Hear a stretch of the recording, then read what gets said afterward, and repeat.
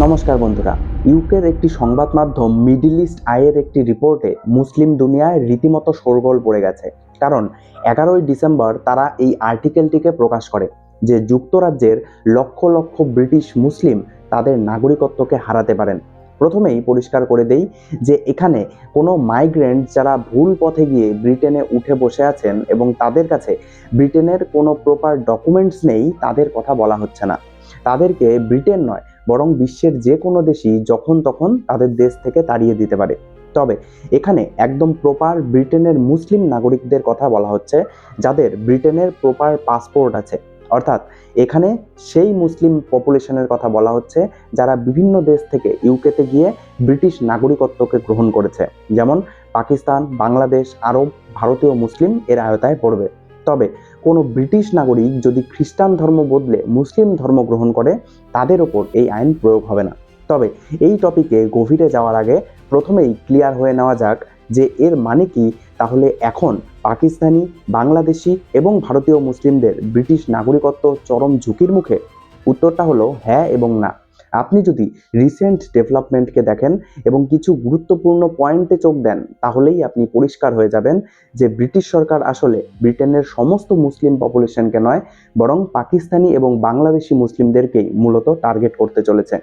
কেন তারা এমনটা করছে এবং ভারতীয় মুসলিমদেরকে কেন টার্গেট করা হবে না, সেটি এই ভিডিওটি শেষ হতে হতে আপনি একদম পরিষ্কার হয়ে যাবেন। উল্টো আমি তো এও বলবো যে এতে ভারতীয় মুসলিমদের উল্টো লাভই হবে। কারণ পাকিস্তানি মুসলিমরা ইউকেতে গিয়ে যা যা করছে, তাতে ভারতীয়দের নামও খারাপ হচ্ছে। কিছুদিন আগে পর্যন্ত পাকিস্তানিরা ইউকেতে যেই বিভিন্ন গ্রুমিং গ্যাং খুলে বসেছিল, যেখানে তারা ইয়াং ব্রিটিশ মেয়েদেরকে টার্গেট করত, তাদের ন্যাশনালিটিও ক্লিয়ার ছিল না, যে যার মতো ভেবে নিত। কারণ সংবাদ মাধ্যমে শুধু এশিয়ান বলেই ছেড়ে দেওয়া হতো।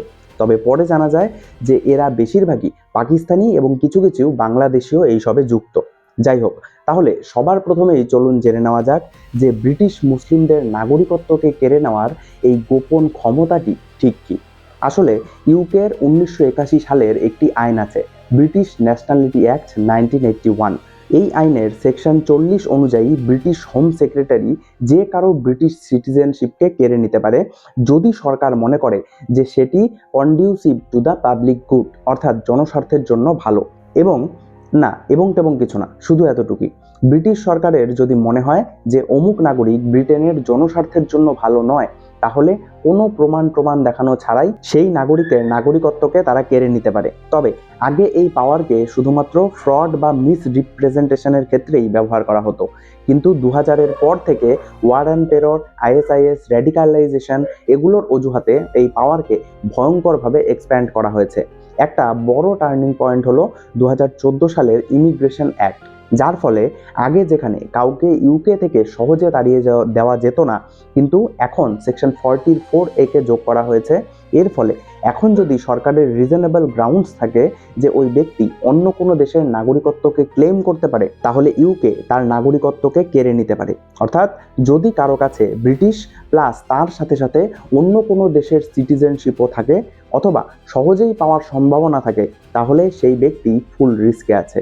বিশেষজ্ঞরা বলছেন এর ফলে রিস্কে পড়তে পারে সাউথ এশিয়ান, মিডল ইস্টার্ন এবং আফ্রিকান অরিজিন ব্রিটিশরা, যাদের প্যারেন্টস বা গ্র্যান্ড প্যারেন্টস অন্য দেশ থেকে এসেছে, তারা সোজা টার্গেট গ্রুপে পড়ে গেছে। তবে এখানেই শেষ নয়, তারপর এলো ন্যাশনালিটি অ্যান্ড বর্ডার্স অ্যাক্ট 2022। এর ফলে এই ক্ষমতাকে আরও বৃদ্ধি করা হয়। এখন তো ব্রিটিশ সরকারকে কোনো নোটিশ দেওয়ারও প্রয়োজন নেই। সরকার যে কাউকে কোনো প্রকার নোটিশ না দিয়েই সেই ব্যক্তির নাগরিকত্বকে কেড়ে নিতে পারে। কারণ দেখানো হয়েছে, যদি সরকার মনে করে নোটিশ দেওয়া নট রিজনেবলি প্র্যাকটিসেবল বা ন্যাশনাল সিকিউরিটির জন্য ঝুঁকি। রানিমেড ট্রাস্ট আর রিপ্রাইভের রিপোর্ট বলছে প্রায় 9 মিলিয়ন মানুষ, মানে ইউকের মোট জনসংখ্যার প্রায় 13% আইনের দৃষ্টিতে এমন ক্যাটাগরিতে পড়ে যাদের সিটিজেনশিপ কেড়ে নেওয়া সম্ভব। এর মধ্যে বেশি হলো মুসলিমস, এশিয়ানস, ব্ল্যাক ব্রিটনস, কারণ এদের সেকেন্ড ন্যাশনালিটি বা অরিজিন কানেকশন আছে। 2021 সালের জনগণনা অনুযায়ী বর্তমানে ইউকেতে মুসলিমদের জনসংখ্যা প্রায় 40 লক্ষ, যা মোট জনসংখ্যার 6.5%। তবে জানেন কি, এর মধ্যে প্রায় 38%ই পাকিস্তানি মুসলিম এবং 15% বাংলাদেশি। অর্থাৎ 10 জনের মধ্যে প্রায় 6 জন পাকিস্তান এবং বাংলাদেশ থেকে এসেছে। ভারতীয় মুসলিম তো টপ 5-এর লিস্টেও নেই। পাকিস্তান বাংলাদেশের পর আছে অন্যান্য জায়গা থেকে আসা মুসলিম জনগণ, তারপর আছে ব্ল্যাক আফ্রিকান, তারপর আছে আরবস, তারপর গিয়ে আসে ভারতীয় মুসলিম। ব্রিটেনে ইন্ডিয়ান অরিজিন মুসলিমস আছে মাত্র 6% মতো। এখন আপনারাই ভাবুন যে কাদেরকে টার্গেট করা হচ্ছে এখানে। তবে আপনি বলতে পারেন যে আসল টার্গেট পাকিস্তানি এবং বাংলাদেশি হলেও ভারতীয়দেরকেও যে টার্গেট করা হবে না এর কি গ্যারান্টি? এর উত্তরও অবশ্যই এখনই পেয়ে যাবেন। দেখুন, প্রথমত এই আইনের মূল কথাই হচ্ছে যে ব্রিটিশ সরকার যদি দেখে যে অমুক ব্যক্তির ব্রিটিশ নাগরিকত্বকে কেড়ে নিলেও সেই ব্যক্তি অন্য কোনো দেশের নাগরিকত্ব খুব আরামে পেয়ে যাবে, তাহলে ব্রিটিশ সরকার সেই ব্যক্তির নাগরিকত্বকে কেড়ে নিতে পারে। এখন আপনাদের মধ্যে যারা যারা চাকরির কোনো প্রস্তুতি নিচ্ছেন তারা হয়তো অলরেডি পাকিস্তানি, বাংলাদেশি এবং ভারতীয় মুসলিমদের মধ্যে এখানে পার্থক্যটা বুঝে গেছেন। আমি বলার আগেই চাইলে কেউ কমেন্টে লিখে দিতে পারেন। আসলে ভারতীয় সংবিধান কোনো দ্বৈত নাগরিকত্বকে অ্যালাউ করে না, অর্থাৎ আপনি একই সাথে ভারত এবং ব্রিটেনের নাগরিক হয়ে থাকতে পারবেন না। কোনো ভারতীয় যদি ব্রিটেনের নাগরিকত্বকে নিতে চায় তাহলে সেই ব্যক্তিকে নিজের ভারতীয় নাগরিকত্বকে ত্যাগ করতে হবে প্রথমে। কিন্তু জানেন কি, পাকিস্তান, বাংলাদেশ এবং ইউকে এই 3 দেশই দ্বৈত নাগরিকত্বকে অ্যালাউ করে, অর্থাৎ কোনো বাংলাদেশি এবং পাকিস্তানি মুসলিমের কাছে 2টি করে পাসপোর্ট থাকে, একটি নিজেদের দেশের এবং একটি ইউকে। অর্থাৎ ইউকে তাদের নাগরিকত্বকে ক্যান্সেল করে দিলেও তারা বাংলাদেশ অথবা পাকিস্তানের নাগরিক থাকবে, কিন্তু ভারতীয় মুসলিমদের নাগরিকত্ব কেড়ে নেওয়া হলেও তারা পুনরায় ভারতীয় নাগরিক হয়ে যাবে না। তাদেরকে আবার ভারত সরকারের কাছে পুনরায় আবেদন করতে হবে নাগরিকত্বের জন্য। ভারত সরকার তারপর তাদের আবেদনকে গ্রহণ করবে কিনা সেটা একান্তই সরকারের মর্জি। সরকারের ওপর কোনো জোর জুলুম নেই যে তাদের আবেদন গ্রহণ করতেই হবে এবং নাগরিকত্ব ফেরত দিতে হবে। তাই যতক্ষণ না ভারত সরকার সেই ব্যক্তিকে ভারতের নাগরিকত্ব দিচ্ছে ততক্ষণ সেই ব্যক্তির নাগরিকত্বকে ক্যান্সেলও করতে পারবে না ব্রিটিশ সরকার, কারণ তাদের আইনটাই এমন। এছাড়া যেখানে সেই সময় ওই ব্যক্তির নাগরিকত্ব না দিলেই ওই ব্যক্তির লাভ, সেখানে অবশ্যই ভারত সরকার ওই ব্যক্তিকে নাগরিকত্ব দেবেও না।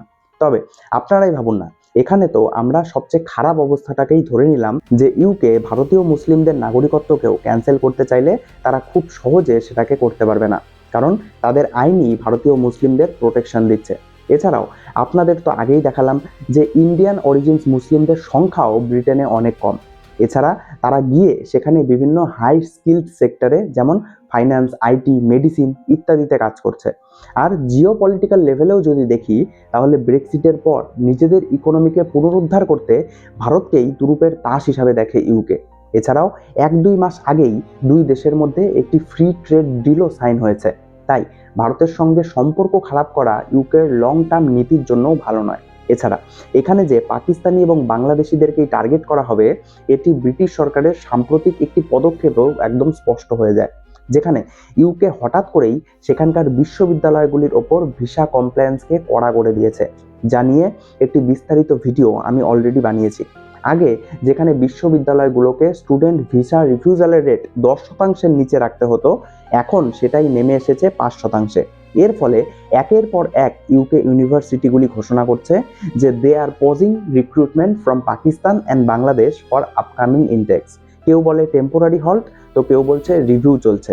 আসলে বাস্তবে এটা একটা আনঅফিসিয়াল ব্যান। এর প্রধান কারণই হলো এইসব দেশগুলি থেকে এরা ব্রিটেনে পড়তে কম যায়, বরং উচ্চশিক্ষার আড়ালে ব্রিটিশ নাগরিকত্ব নেওয়াই এদের প্রধান লক্ষ্য থাকে। কেউ কেউ তো কোর্সও কমপ্লিট করে না এবং এসেই আশ্রয় চেয়ে অ্যাপ্লাই করে বসে থাকে।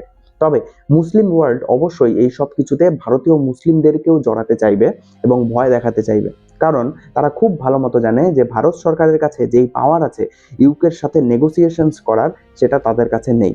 তাই তাদের সেই প্রলোভনে পা দেওয়া যাবে না।